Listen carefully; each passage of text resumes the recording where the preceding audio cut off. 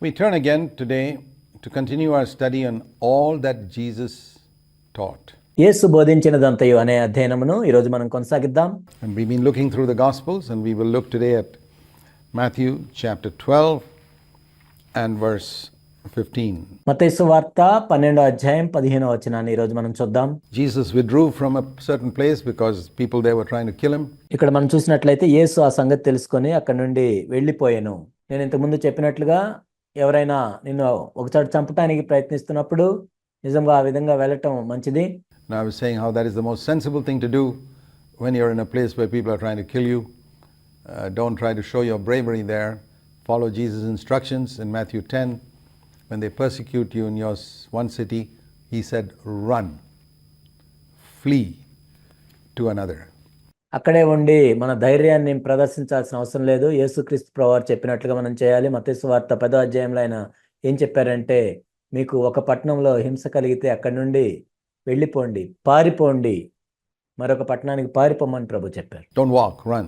నడిచెళ్ళటం కాదు, పారిపోమని ప్రభు చెప్పారు. There's no virtue in standing around there. అక్కడే నిలబడి ఉండటంలో ఏమీ ప్రయోజనం లేదు. Go somewhere else so that you can live and continue to proclaim the gospel. వేరే చోటకు వెళ్ళి అక్కడ బ్రతికుండి అక్కడ సువార్తను ప్రకటించవచ్చు. And don't tempt God by saying, well, God will protect me. He'll protect you if he's told you to go there. అక్కడే ఉండి దేవుణ్ణి శోధించొద్దు. దేవా నన్ను కాపాడండి అని. దేవుడు నిన్ను ఎక్కడికైనా వెళ్ళమని చెప్తే అక్కడ దేవుడు నిన్ను కాపాడతాడు. Specifically. But if not, the best thing to do is run. ప్రత్యేకంగా నీకు చెప్పినట్లయితే దేవుడు నిన్ను కాపాడతాడు. లేనట్లయితే నీవు పారిపోవాలి. So Jesus himself withdrew because they were trying to destroy him. Verse 14. యేసు ప్రభువుని సంహరించడానికి వాళ్ళు ప్రయత్నం చేసినప్పుడు ప్రభు కూడా అక్కడి నుండి వెళ్ళిపోయారు. Verse 15, and many followed him, and he healed them all. This is one of those places in scripture like we saw earlier in Matthew 8. ఆ తర్వాత జనులు ఆయన వెంబడింపగా ఆయన వారిని అందరినీ స్వస్థపరిచెను. ఇంతకుముందు మనం మత్తయి సువార్త 8వ అధ్యాయంలో చూసినట్లుగా When not a single person remained without being healed. స్వస్థత పొందకుండా ఒక్కరు కూడా లేరు. All these people today who claim that they are healing people like Jesus, they are just deceiving you. ఈనాడు అనేక మంది యేసుక్రీస్తు ప్రభువులే మేము కూడా స్వస్థపరుస్తున్నాము అని చెప్తున్నారు, కానీ నిజానికి వాళ్ళు మిమ్మల్ని మోసం చేస్తున్నారు. Because you find that in all their healing meetings, not even 1% of the sick people are healed. ఈనాడు వాళ్ళ స్వస్థత కొడుకులు మనం చూసినట్లయితే కనీసం 1% మంది కూడా స్వస్థత పొందట్లేదు. And even in the churches which proclaim Jesus as healer, not even 1% of the sick people there are healed. ఈనాడు సంఘాల్లో కూడా యేసుక్రీస్తు ప్రభువు స్వస్థపరిచేవారు అని వాళ్ళు ప్రకటిస్తూ ఉన్నారు. వాళ్ళ సంఘాల్లో కూడా కనీసం 1% మంది కూడా స్వస్థత పొందట్లేదు. That's not the healing ministry of Jesus. యేసుక్రీస్తు ప్రభువు యొక్క స్వస్థ పరిచర్య అది కాదు. Don't be fooled. Jesus heals people. మోసపోవద్దు. యేసుక్రీస్తు ప్రభువారు జనులను స్వస్థపరుస్తారు. We can ask the Lord for healing. స్వస్థపరచమని మనం ప్రభువుని అడగొచ్చు. I have experienced it myself. I've seen people healed. నేను స్వస్థతను అనుభవించాను. స్వస్థత పొందిన ఇతరులను కూడా నేను చూశాను. But 1% or less. I must be honest. కానీ 1% కంటే తక్కువ మందే, నేను యథార్థంగా చెప్పాలంటే. And there could be many reasons. Sometimes it could be there's sin in people's lives. వాళ్ళు స్వస్థత పొందకపోవటానికి అనేక కారణాలు ఉండొచ్చు. ఒకటి వాళ్ళ జీవితంలో పాపం ఉండొచ్చు. And sometimes God may, like in Paul's case, say you need to keep that for a particular purpose. కొన్నిసార్లు పౌలుకి చెప్పినట్లుగా ఒక ఉద్దేశం ప్రకారం దేవుడు దాన్ని ఉంచొచ్చు. Or like in Timothy's stomach's infirmities, that could have been Timothy's thorn in the flesh. లేక తిమోతికి కడుపు జబ్బు ఉన్నట్లు తిమోతికి అది ముళ్ళుగా ఉండొచ్చు. There could be many reasons. We don't know it all. దానికి అనేక కారణాలు ఉండొచ్చు, మనకు తెలియదండి. But Jesus, when he healed in these number of instances, he healed them all. కానీ యేసుక్రీస్తు ప్రభువారు అనేక సందర్భాల్లో మనం చూసినట్లయితే ఆయన స్వస్థపరిచినప్పుడు అందరినీ స్వస్థపరిచారు. It was an attestation of the fact that he was the Son of God. ఆయన దేవుని కుమారుడు అని చెప్పటానికి దేవుని యొక్క ఆమోద ముద్ర అది. And it was not something that he told us to imitate, and in the history of Christianity nobody's ever imitated it. మనం దాన్ని అనుకరించాలని ప్రభు ఎక్కడ మనకు చెప్పలేదు. క్రైస్తవ చరిత్రలో మనం చూసినట్లయితే దాన్ని ఎవరు కూడా అనుకరించలేదు. Not even the apostle Paul, who could not heal the stomach aches of his co-worker Timothy. అపోస్తులైన పౌలు కూడా దాన్ని ఏమీ అనుకరించలేదు. తన జత పనివాడైన తిమోతి కడుపు జబ్బును కూడా పౌలు నయం చేయలేదు. Imagine that. A man like Paul, who raised Eutychus from the dead, could not heal a small thing like a stomachache. చూడండి, యూతికేను చనిపోయిన వాడిని బ్రతికించిన పౌలు ఒక చిన్న కడుపు జబ్బుని స్వస్థపరచలేకపోయాడు. So these things are written in scripture. It says in 2 Timothy 4, Paul left his co-worker Trophimus sick in Miletus. 2 Timothy 4లో మనం చూస్తాము, పౌలు జతపానివాడైన త్రోఫీము రోగిగా ఉన్నందున ఆయన అక్కడ విడిచిపెట్టి వచ్చాడు. So we find that we must not be confused, that when confused with the attestation of Jesus' ministry by total healing, యేసుక్రీస్తు ప్రభువారు అందరినీ స్వస్థపరిచారు, అది దేవుని యొక్క ఆమోద ముద్రగా ఉంది.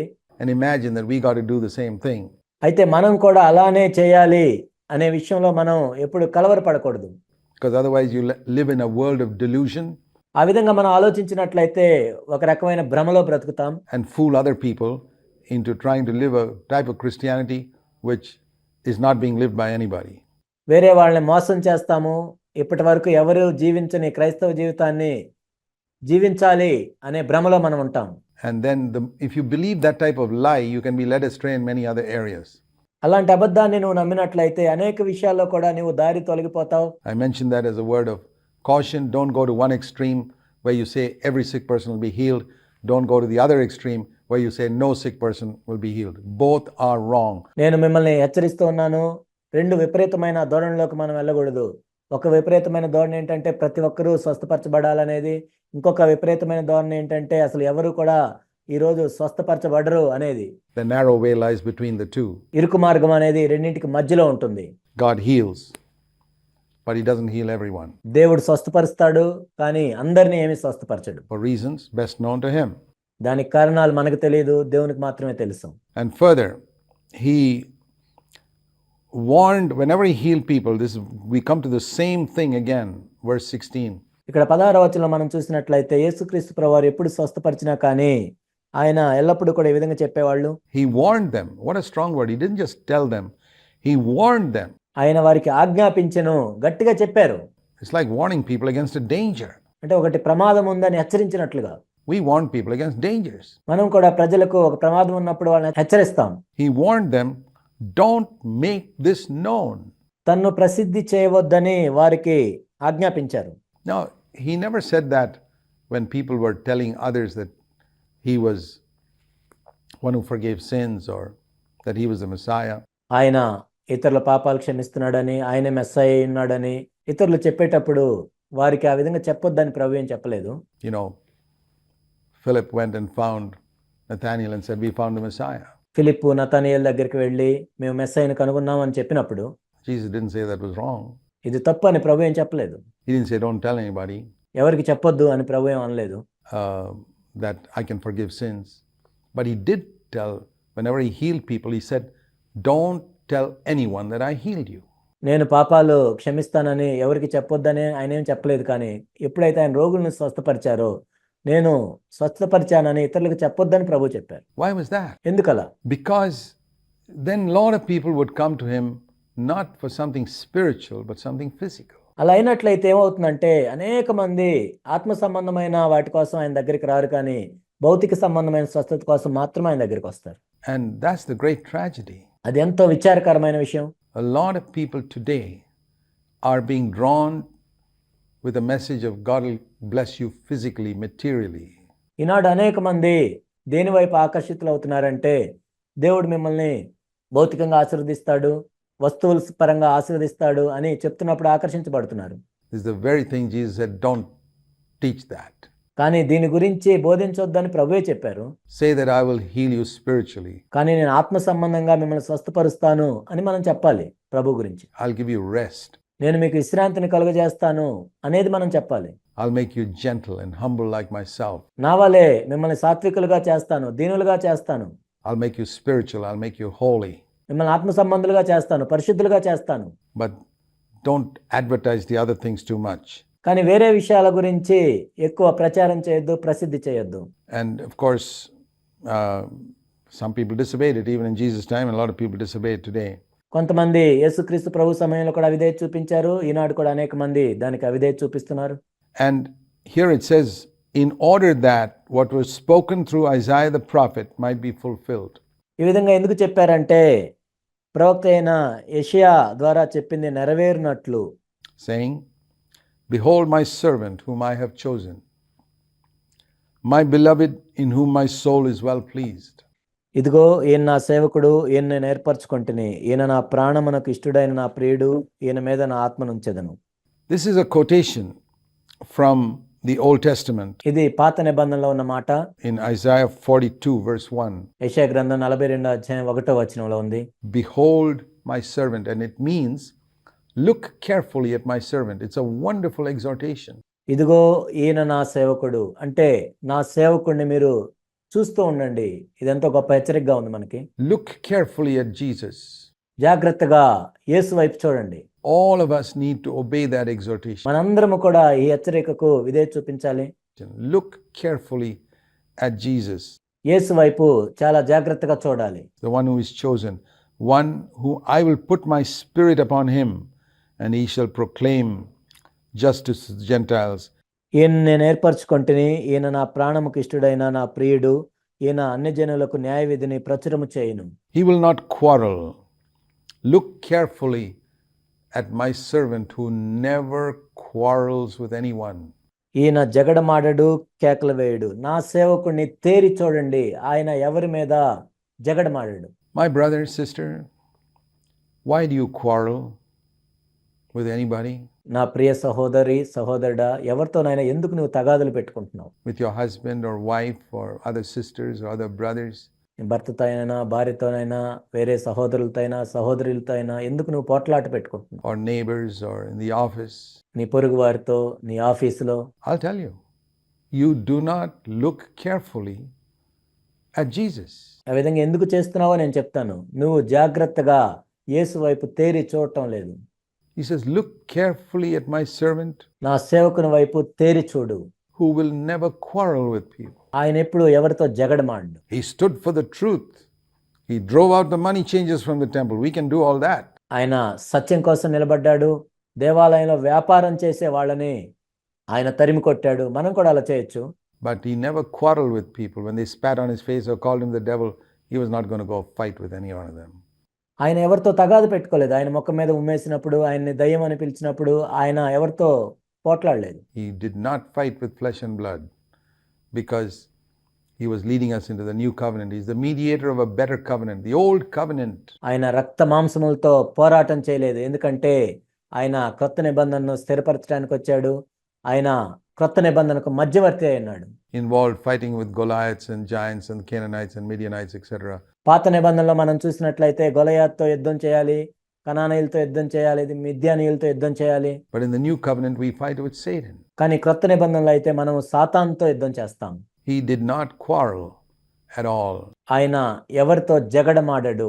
I want to encourage all of you. There's a great need for such Christians in our land. నేను మీ అందరినీ ప్రోత్సహిస్తున్నాను. మన దేశంలో ఇలాంటి క్రైస్తవులు ఎంతో అవసరం. Who look carefully at Jesus యేసు వైపు జాగ్రత్తగా తేరి చూసేవాళ్ళు కావాలి. and stop quarreling and finish with it in their lives permanently. ఆ విధంగా యేసు వైపు చూస్తూ జగడమాడటం, పోట్లాటలు పెట్టుకోవటం అనేది సంపూర్ణంగా మన జీవితంలో నుంచి వెళ్ళిపోవాలి. It's possible. I found it true in my own life. ఇది సాధ్యమే. నా జీవితంలో నేను చూశాను. ఇది నిజమే. But it was not true for many years because I did not look carefully at Jesus. కానీ అనేక సంవత్సరాలు నా జీవితంలో కూడా ఇది నిజమవ్వలేదు. ఎందుకంటే యేసు వైపు నేను తేరి చూడలేదు. I looked at other Christians and I found most of them quarreling. నేను అనేక మంది ఇతర క్రైస్తవులను చూసినప్పుడు అనేక మంది జగడమాడుతూ ఉన్నారు. And I followed them in my blindness and stupidity నా అంధత్వంతో, నా బుద్ధిహీనతతో నేను వాళ్ళని వెంబడించాను. till I learned to look carefully at Jesus. నేను యేసు వైపు జాగ్రత్తగా తేరి చూడటం నేర్చుకునే వరకు. He did not quarrel.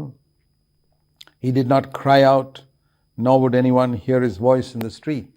ఈయన జగడమాడ్డు, కేకలు వేయడు, వీధుల్లో ఈయన శబ్దం ఎవ్వనికి వినపడదు. You know, you don't have to shout and yell to impress people. మనమేదో ప్రజల దృష్టిలో గొప్పగా ఉండాలని మనమేదో కేకలేసి అరిసి చెప్పాల్సిన అవసరం లేదు.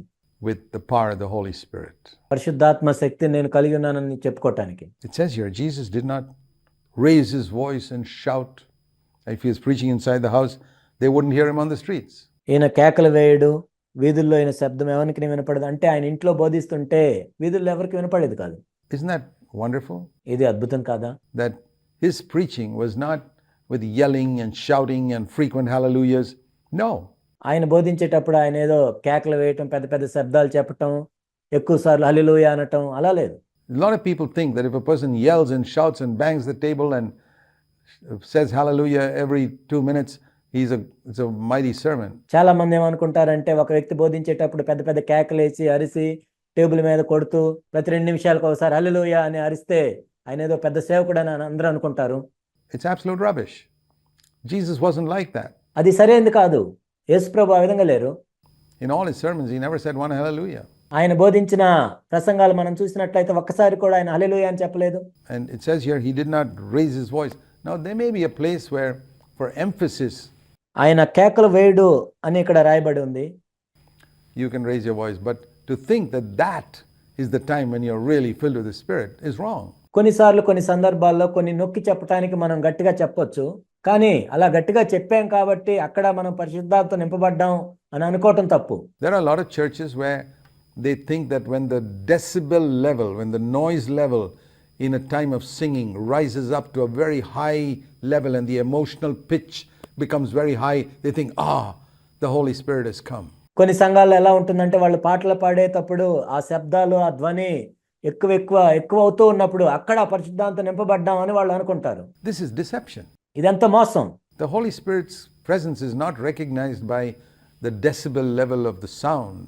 పరిశుద్ధాత్మని యొక్క సన్నిధి అనేది నువ్వు ఎంత శబ్దం చేశావు అన్న దాని మీద ఆధారపడి ఉండదు. Or the emotional high that people are having. It is by purity. నీ భావోద్వేగాలు పైకి హెచ్చించబడినప్పుడు పరిశుద్ధాత్మ యొక్క సన్నిధి ఆధారపడి ఉండదు. It's by a spirit of praise. పరిశుద్ధాత్మని యొక్క సన్నిధి అనేది నీ పవిత్రతను ఆధారం చేసుకుని ఉంటుంది. Genuine praise that makes people fall on their faces and worship God. యథార్థంగా దేవుణ్ణి స్తుతించేటప్పుడు ప్రజలు నిజంగా దేవుని యొక్క సన్నిధిలో సాగిలపడతారు. And recognize the holy presence of the Son of God in the midst of a meeting. అప్పుడు మీటింగ్ మధ్యలో దేవుని యొక్క కుమారుని యొక్క పరిశుద్ధ సన్నిధిని వాళ్ళు అనుభవిస్తారు. That is the mark of the Holy Spirit. అది పరిశుద్ధాత్ముడు ఉన్నాడు అంటానికి గుర్తు. It's very important to understand that. దీన్ని మనం అర్థం చేసుకోవటం ఎంతో ప్రాముఖ్యమైన విషయం. That Jesus, our example, would not shout and yield. But what did he do? యేసుక్రీస్తు ప్రభువారే మనకు మాదిరిగా ఉన్నారు. ఆయన జగడమాడడు, కేకలు వేయడు. మరి ఆయన ఏం చేశాడు? These are some things he did not do. But what did he do? కొన్ని విషయాలు ఆయన చేయలేదు, కొన్ని విషయాలు ఆయన చేశారు. He would take a battered reed and make it whole. He would not break it off. ఆయన నలిగిన రెల్లును విరవడు. He would not blow out a smoldering wick, but he would blow it to a flame. That's the meaning. మకమకలాడుచున్న అవిసెనార్పును ఆయన ఆర్పడు కానీ దాన్ని ఒక అగ్నిలాగా మారుస్తాడు. So, what does that mean? And what is a battered reed? A person who is discouraged. నలిగిన రెల్లు అంటే ఏంటి? నిరుత్సాహంలో ఉన్న ఒక వ్యక్తి, And a failure. ఓడిపోయిన వ్యక్తి, A person who's made a mess of his life. తన జీవితాన్ని పాడు చేసుకున్న వ్యక్తి. Like there are many Christians like that. Constantly defeated, given up hope. అనేక మంది క్రైస్తవులు ఆ విధంగా ఉన్నారు. ఎల్లప్పుడూ ఓడిపోతూ ఉన్నవాళ్ళు, తమ నిరీక్షణ కోల్పోయిన వారు. I mean, I've had numerous letters from people who are on the verge of suicide. ఈ లోకంలో అనేక మంది నాకు ఉత్తరాలు పంపించారు. వాళ్ళు ఆత్మహత్య చేసుకోవడానికి సిద్ధపడిన వాళ్ళు. They're battered reeds. వాళ్ళు నలిగిన రెల్లు వలె ఉన్నారు. They've been battered sometimes by preachers who condemn them. అనేక మంది బోధకుల ద్వారా వాళ్ళు నలగొట్టబడుతున్న వాళ్ళుగా ఉన్నారు. వాళ్ళను శిక్షా విధిలోనికి తీసుకొస్తున్న బోధకులు ఉన్నారు. Smoldering wicks. Once upon a time the flame was burning, but it's died out due to circumstances, difficulties, problems in marriage, etc. మకమకలాడుచున్న అవిసెనార. ఒకప్పుడు వాళ్ళ అగ్ని జ్వలించింది, కానీ ఇప్పుడైతే వాళ్ళ అగ్ని చల్లారిపోతూ ఉంది. ఎందుకంటే కొన్ని పరిస్థితులను బట్టి, వాళ్ళ సమస్యలను బట్టి, వివాహంలో ఉన్న సమస్యలను బట్టి. And the Lord says, don't give up. Don't get discouraged. ప్రభు ఏం చెప్తున్నా అంటే, మీరు నిరుత్సాహపడొద్దు, మీరు విడిచిపెట్టొద్దు.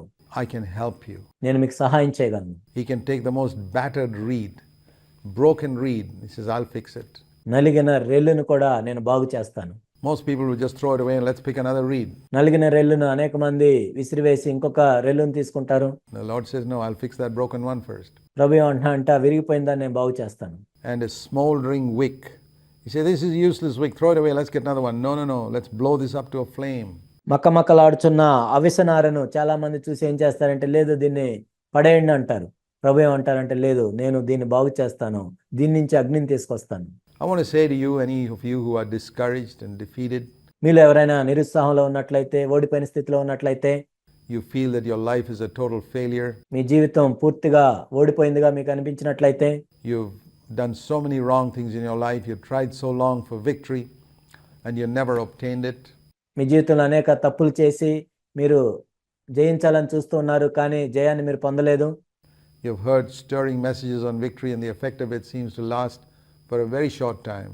జయించటానికి మీరు అనేక ప్రసంగాలు విని అప్పుడు పురికొల్పబడుతున్నారు, కానీ దాని ప్రభావం చాలా తక్కువ సమయం ఉందని మీరు చూస్తున్నారు. I want to say this to you. Jesus has not given up on you. నేను మీతో చెప్తున్నాను, యేసు ప్రభు మిమ్మల్ని విడిచిపెట్టలేదు. I don't care how battered you are as a reed. I don't care if the flame has gone out from your life and you're just smoking now. మీరు ఎంత నలిగిన రెల్లువలే ఉన్నారో, మీ అవిసినార ఒత్తి కేవలం ఇప్పుడు పొగొస్తుంది. A smoking wick is worse than a wick that is not smoking. పొగ వచ్చే ఒత్తి ఎలా ఉంటుందంటే అసలు పొగరాని ఒత్తి కంటే కూడా ఎంతో దౌర్భాగ్యమైన పరిస్థితిలో ఉంటుంది. A wick that was never lit. Because smoke is very uncomfortable. అసలు ఇంతవరకు అగ్నిని ముట్టించిన ఆ ఒత్తి కంటే కూడా పొగొస్తుంటే అది చాలా ఇబ్బందిగా ఉంటుంది. And the Lord says, even if you're like that, I will blow you up to a flame. ప్రభు ఏమంటున్నారంటే, నీవు ఆ పరిస్థితిలో ఉన్నా నీలో నుంచి నేను ఒక మంటను తీసుకొని రాగలను. I can put the fire of God back into your life. దేవుని యొక్క అగ్నిని మరలా నీ జీవితంలోకి నేను పెడతాను. And I hope you will hear it. This is a word from the Lord to you. నేను మీరు ఇది వినాలని కోరుకుంటున్నాను. ప్రభు దగ్గర నుంచి మీకు వస్తున్న మాట ఇది. That he will repair that broken reed and he will blow that wick back to a flame. ఆ నలిగిన రెల్లుని ఆయన బాగు చేయగలడు. ఆ మకమకలాడుచున్న అవిసనారలో నుండి మరలా అగ్నిజ్వాలను ఆయన తీసుకొని రాగలడు. The Lord can do it. ప్రభు చేయగలడు. And again I would ask you the same question which he asked the blind people. ఆ గ్రుడ్డి వారిని ప్రభు అడిగినట్లుగా మరలా నేను మిమ్మల్ని ఒక ప్రశ్న అడుగుతున్నాను. Do you believe that I can do this for you? నేను ఇది మీకు చేయగలనని మీరు నమ్ముచున్నారా? Do you believe that even though your life is so utterly defeated and a failure in your eyes and in the eyes of men and probably a bigger failure in your eyes, నీ దృష్టిలో, మనుషుల దృష్టిలో నీ జీవితము పాడైపోయిందని నువ్వు అనుకుంటున్నావా? బహుశా నీ దృష్టిలో ఇంకా నీ జీవితం పాడైపోయిందని నువ్వు అనుకుంటున్నావా? because you know all the secret sins in your life that other people don't know. ఎందుకంటే ఇతరులకు తెలియని రహస్య పాపాలు నీ జీవితంలో ఉన్నవి నీకు తెలుసు కాబట్టి. The Lord says, I can lead you to a glorious holy life. ప్రభు ఏం చెప్తున్నారంటే, నిన్ను మహిమకరమైన పరిశుద్ధమైన జీవితంలోనికి నేను తీసుకొని రాగలను. That was my experience 40 years ago. Even as a Christian, I was thoroughly defeated. 40 సంవత్సరాల క్రితము నా సాక్ష్యం కూడా ఇదే. నేను క్రైస్తవుడిగా ఉన్నప్పటికీ నేను ఎంతగానో ఓడిపోయాను. I had no fellowship. I was not part of any living church. నాకు సహవాసం లేదప్పుడు. నేను జీవము గల సంఘంలో లేను. I did not have a spiritual father. ఆత్మీయమైన తండ్రి నేను కలిగి లేను. I did not have a godly example I could follow. I never had anyone who explained the new covenant to me. నేను వెంబడించదగిన దైవజనులు నాకు అప్పుడు లేరు. క్రొత్త నిబంధనని నాకు వివరించే వాళ్ళు లేరు. And told me that I could have a life of victory. I was defeated. నేను జయించగలను అని నాకెవరు చెప్పలేదు. అప్పటికి నేను ఓడిపోతూ ఉన్నాను. Utterly backslidden as a born again Christian. ఒక తిరిగి జన్మించిన క్రైస్తవుడిగా నేను ఎంతో దిగజారిపోయిన స్థితిలో ఉన్నాను. And at the depth of my defeat and when I was at rock bottom, నేను ఎంతో ఓడిపోయి దిగజారిపోయి నేను అట్టడుక్కి చేరుకున్నప్పుడు, you know what the Lord did? I'll tell you what is the only righteous thing that God could have done to me at that time when I was at rock bottom. ప్రభు నాకేం చేశారో తెలుసా? ప్రభు న్యాయంగా చేయాలి అంటే, నేను ఆ అట్టడుగు స్థితిలో ఉన్నప్పుడు న్యాయంగా నాకేం చేయాలంటే, when I was such a hypocrite, నేనెంతో వేషధారిగా ఉన్నప్పుడు, preaching things that are not true in my life, నా జీవితంలో నిజం కాని సంగతులు నేను బోధిస్తున్నప్పుడు, he should have sent me to hell. ఆయన నన్ను నరకానికి పంపేయాలి. But he didn't do that. కానీ ఆయన ఆ విధంగా చేయలేదు. And let me tell you this. If he had forgiven me completely, that itself would have been more than enough. But he did more than that. నన్ను కేవలం అప్పటికి క్షమించుంటే కూడా అది చాలా ఎక్కువ చేసినట్లే. కానీ ఆయన అంత మాత్రమే చేయలేదు, అంతకంటే ఎక్కువ చేశారు. He not only forgave me completely, he filled me with the Holy Spirit. ఆయన కేవలం నన్ను క్షమించడం మాత్రమే కాదు, నన్ను పరిశుద్ధాత్మతో నింపాడు. Teaching me that God does not give the fullness of the Holy Spirit to those who deserve it.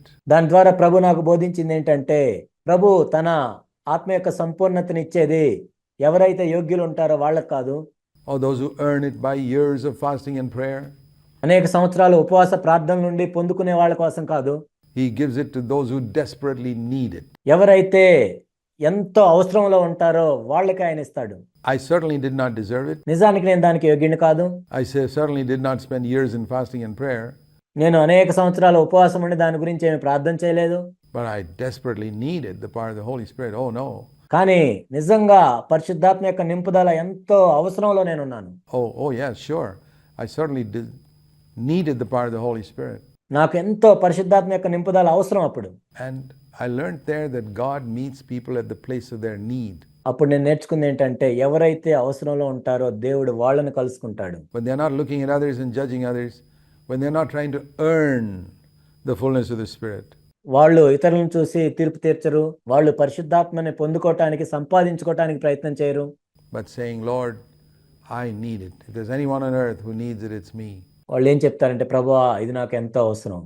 అప్పుడు నేను చూసినట్లయితే ఈ భూమి మీద మరెవరికంటే కూడా ఎక్కువ నేను అవసరంలో ఉన్నాను. I need to be filled with the Holy Spirit.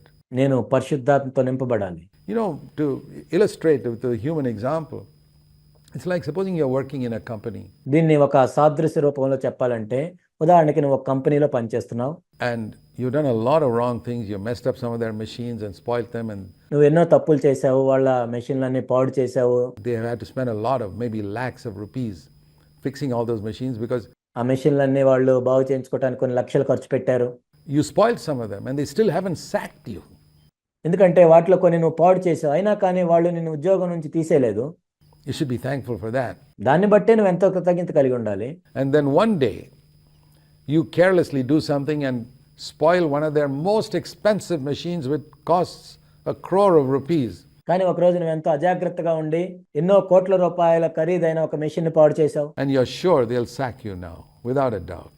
నీకు ఎటువంటి సందేహం లేదు, తప్పకుండా నిన్ను ఉద్యోగం నుంచి తీసేస్తారని నువ్వు అనుకున్నావు. Because you messed up so much. ఎందుకంటే నువ్వు ఎంతో పాడు చేసావు. And you get a call from the managing director. He says, I want you to come and see me. Managing director నుంచి నీకు ఫోన్ వచ్చింది, వచ్చి నన్ను కలువు అని చెప్పారు. And you know what he's going to say? నీకు తెలుసా ఆయన ఏం చెప్పబోతున్నాడు? Not only you're going to be sacked, that you got to pay a big fine, నీ ఉద్యోగం పోవటమే కాదు, నువ్వెంతో ఫైన్ కూడా చెల్లించాలి. etc., or probably go to jail if you can't pay the fine, etc. ఆ ఫైన్ నువ్వు కట్టలేకపోయినట్లయితే నిన్ను జైలుకి కూడా పంపిస్తారు. And you go there and you get the surprise of your life. నువ్వు అక్కడికి వెళ్ళావు, కానీ నీకు ఎంతో ఆశ్చర్యమైన మాటలు వినపడ్డాయి. When he says, that's okay, I've forgiven you for what you did. And not only that, I want to make you the deputy managing director of this company. సరే అయిపోయింది, నేను క్షమిస్తున్నాను. ఇప్పుడు నేనేం చేస్తున్నానంటే ఈ కంపెనీకి డిప్యూటీ మేనేజింగ్ డైరెక్టర్గా నేను చేస్తున్నానని చెప్పాడు. You think he's joking. నువ్వేమో ఆయన ఏదో జోక్ చేస్తున్నాడని అనుకున్నావు. And he says, no, I'm not joking. నేనేం జోక్ చేయట్లేదని చెప్పాడు. I'm giving you a big hike in your salary. నీ జీతం ఎంతో పెంచుతున్నాను. There's no company in the world will do that. ఈ లోకంలో ఏ కంపెనీ అలా చేయదు. But this is exactly what God did to me. కానీ దేవుడు నాకు ఇచ్చేశాడు. And this is exactly what God has done to many, many people around the world. ఈ లోకంలో అనేక మందికి దేవుడు ఇలా చేశాడు. And he can do that for you. I say that నీకు కూడా ఆయన ఆ విధంగా చేయగలడు. as an encouragement to you who are battered reeds, smoking wicks. I was more battered than all of you. ఎవరైతే నలిగిన రెల్లులాగా ఉన్నారో, మకమకలాడుతున్న అవిసనార వత్తిలాగా ఉన్నారో, నిరుత్సాహంలో ఉన్న మీకు నేను చెప్తున్నాను, మీకంటే నేను నలిగిన రెల్లుగా ఉన్నాను, మీకంటే నేను మకమకలాడుతున్న అవిసనార వత్తిలాగా ఉన్నాను. The fire had gone out from my life long before I was a thoroughly backslidden, defeated Christian 40 years ago. 40 సంవత్సరాల క్రితం నా జీవితంలో కూడా దేవుని యొక్క అగ్ని బయటకు వెళ్ళిపోయింది. God met with me, filled me with the Holy Spirit. దేవుడు నన్ను కలుసుకొని పరిశుద్ధాత్మతో నింపాడు. And turned my life around. నా జీవితం మారిపోయింది. He can do that for you. నీ కొరకు కూడా ఆయన ఆ విధంగా చేయగలడు. And it's never been the same. Once God touches you and fills you with the Spirit, ఆ తర్వాత నీ జీవితం అలానే ఉండదు. ఒక్కసారి దేవుడు నిన్ను ముట్టుకొని నిన్ను ఆత్మతో నింపిన తర్వాత and you realize you got what you don't deserve. అప్పుడు నువ్వేమనుకుంటావంటే నీవు దేనికి యోగ్యుడు కాదో అది నీకు లభించింది అనుకుంటావు. You know, another result of this is దీని వలన కలిగే మరొక ఫలితం ఏంటో తెలుసా? that I can never look down on other battered reeds now. ఇప్పుడు నేను ఇతర నలిగిన రెల్లును చూసి తక్కువగా చూడను. I've seen a lot of battered reeds in the last 37 years as I've planted churches in different places. గత 37 సంవత్సరాలుగా అనేక నలిగిన రెల్లు వంటి వాళ్ళని నేను చూశాను, అనేక చోట్ల సంఘాలను స్థాపిస్తున్నప్పుడు. But God is my witness. I've never despised any of them, never look down upon any of them as though they are inferior to me. కానీ దేవుడే నాకు సాక్షిగా ఉన్నాడు, నేను ఎవరిని తక్కువ చేసి చూడలేదు, వాళ్ళు నాకన్నా తక్కువగా ఉన్నా కానీ నేను ఎప్పుడు తక్కువ దృష్టితో వాళ్ళని చూడలేదు. I've seen smoking wicks in which the fire had gone out years ago. కేవలం పొగ మాత్రమే వస్తున్న ఒత్తుల్ని నేను అనేక మందిని చూశాను. దేవుని యొక్క అగ్ని అనేక సంవత్సరాల క్రితం విడిచి వెళ్ళిపోయింది వాళ్ళల్లో. I don't despise them నేను వాళ్ళనేమి తక్కువగా చూడను, because I know what a smoking wick I was ఎందుకంటే కేవలం పొగ మాత్రమే వచ్చే ఒత్తిలాగా నేను కూడా ఉన్నాను ఒకప్పుడు. and what a battered reed I was. నలిగిన రెల్లు వలె నేను ఎంత ఉన్నానో నాకు తెలుసు. And God did that for me. I say, I have hope for every backslidden Christian in the world. దేవుడు నా కొరకు చేశాడు కాబట్టి ఈ లోకంలో వెనక్కి దిగజారిపోయిన ప్రతి క్రైస్తవుని మీద నాకు ఒక నిరీక్షణ ఉంటుంది. I have hope for the worst sinner in the world. ఈ లోకంలో అత్యంత దౌర్భాగ్యమైన పాపపు స్థితిలో ఉన్న వ్యక్తి మీద కూడా నాకు నిరీక్షణ ఉంటుంది. Because I know what God did for me. I can understand a little bit ఎందుకంటే నా జీవితంలో దేవుడు నాకేం చేశాడు నాకు తెలుసు కాబట్టి. of what Paul said when he said, Christ Jesus came into the world to save sinners, of whom I am the chief. క్రీస్తు యేసు ఈ లోకంలో పాపులను రక్షించడానికి వచ్చాడు, అందులో నేను ప్రధానుణ్ణి అని పౌలు చెప్పిన దాంట్లో నాకు కొంచెం అర్థం అవుతుంది. Do you understand that? మీకు అర్థమైందా? That's the message here. That's the message of the gospel. అదే సువార్త యొక్క సందేశం. And it is, he will not give up.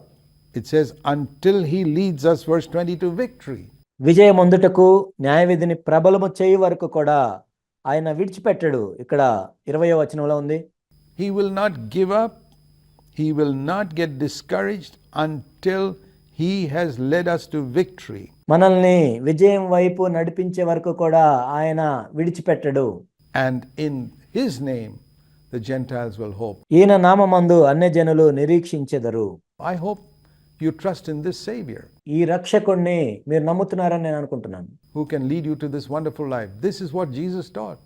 ఈ అద్భుతమైన జీవితం వైపు మిమ్మల్ని నడిపించే రక్షకుణ్ణి మీరు నమ్ముతున్నారని నేను అనుకుంటున్నాను. ఇదే యేసు బోధించిందంతా.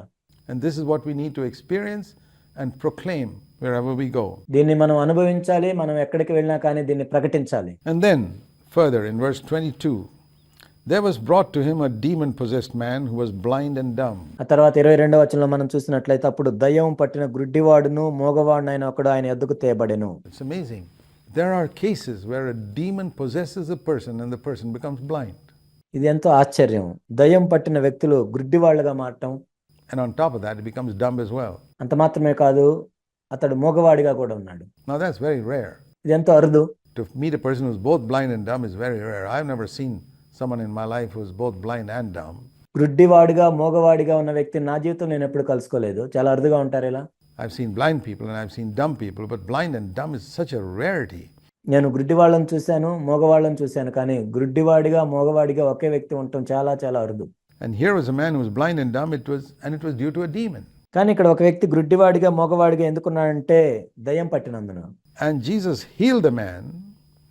He cast out the demon with a word, and the man's eyes were open. He could see.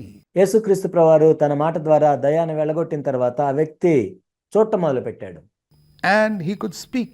ఆ తర్వాత మాట్లాడటం మొదలు పెట్టాడు. And the multitude said, wow, అందుకు ప్రజలందరూ విస్మయం పొందారు. this must be the son of David. ఈయన దావీదు కుమారుడు కాడా అని చెప్పుకుంటున్నారు. This must be the Messiah. ఈయనే మెస్సయ్య అని చెప్పుకుంటున్నారు. Look what he did. We've never seen anything like this in our lives. చూడండి ఆయన ఏం చేశాడో, మన జీవితంలో ఇప్పటి వరకు మనం ఇలాంటివి చూడలేదు. But the Pharisees, they were jealous. ఇప్పుడు పరిసయ్యులు ఎంతో అసూయ కలిగి, See, there are a lot of preachers who want all the admiration of people for themselves. They cannot bear to see somebody else drawing people to a better gospel. చాలా మంది బోధకులు ఎలా ఉంటారంటే ప్రజలందరూ వాళ్ళనే అభినందించాలనుకుంటారు. వేరే దైవజనుడు ఎవరైనా కానీ శ్రేష్టమైన సువార్త చెప్తున్నప్పుడు ప్రజలు అటువైపు ఆకర్షితులు అవుతున్నప్పుడు వీళ్ళు తట్టుకోలేరు. Turning away from the inferior gospel they presented to something higher. వీళ్ళు చెప్పే చౌకబారు సువార్త కంటే అత్యున్నతమైన సువార్తను వేరే వాళ్ళు చెప్తున్నప్పుడు, And so there's jealousy.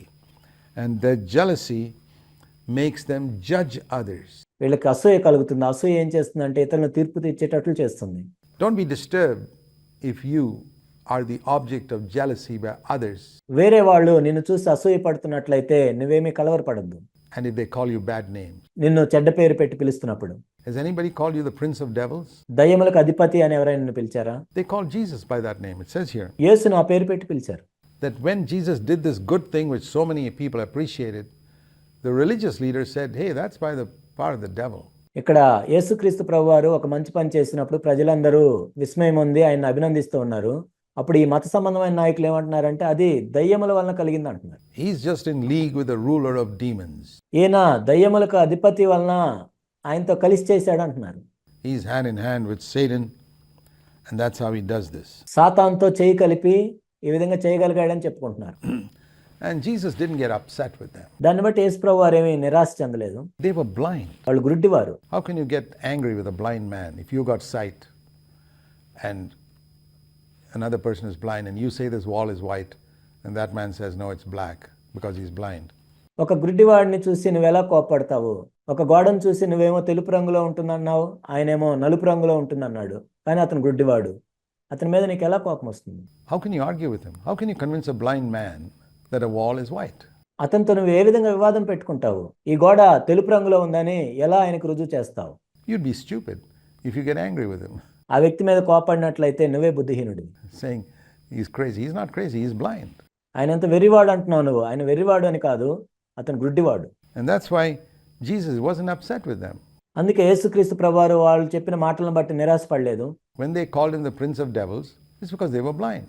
వాళ్ళు దయ్యములకు అధిపతి అని ఎందుకు పిలిచారంటే వాళ్ళు గుడ్డివాళ్ళు కాబట్టి. He was the son of God. He was pure white. ఆయన దేవుని కుమారుడు అయి ఉన్నాడు. ఆయన సంపూర్ణమైన తెలుపులో ఉన్నాడు. But they called him dirty black. కానీ వాళ్ళేమో నువ్వెంతో నలుపు రంగు కలిగి ఉన్నావు అంటున్నారు. What do you do when a blind man says something is dirty black, which is absolutely pure white? ఎంతో స్వచ్ఛమైన తెలుపు రంగుని ఒక గుడ్డివాడు వచ్చి చాలా అసహ్యకరమైన నలుపుగా ఉంది అంటే నువ్వేం చెప్తావు? A blind man has never seen snow, for example. ఉదాహరణకు ఒక గుడ్డివాడు ఎప్పుడు కూడా మంచు ఎలా ఉంటుందో చూడలేదు. He can think snow, he can touch it, he can think it's black. ఆ మంచుని పట్టుకోవచ్చు, చూడొచ్చు, కానీ దాన్ని నలుపు అని అతను అనుకోవచ్చు. But you know it's not black. కానీ నీకు తెలుసు అది నలుపు రంగులో లేదని. So Jesus wasn't upset with them. And it is very foolish to be upset with somebody who insults you. యేసు ప్రభువారు ఆ మాటలను బట్టి నిరాశపడలేదు. ఎందుకంటే ఎవరైతే నిందిస్తున్నారో వాళ్ళని బట్టి నిరాశపడటం అనేది ఎంతో బుద్ధిహీనత. And when Jesus, in a very rational, calm way, said, listen, you think I cast out Satan with the power of Satan? How can that be? Can a kingdom divided against itself stand?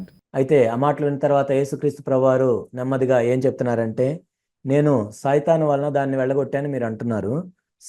సాతాను వెళ్ళగొట్టిన యెడల తనకు తానే విరోధముగా వేరుపడును. Or a house divided against itself, it will not stand, it will fall. తనకు తానే విరోధముగా వేరుపడిన ఏ ఇల్లు కూడా నిలబడదు, అది పడిపోతుంది కదా. And if Satan is casting out Satan, then he is divided against himself.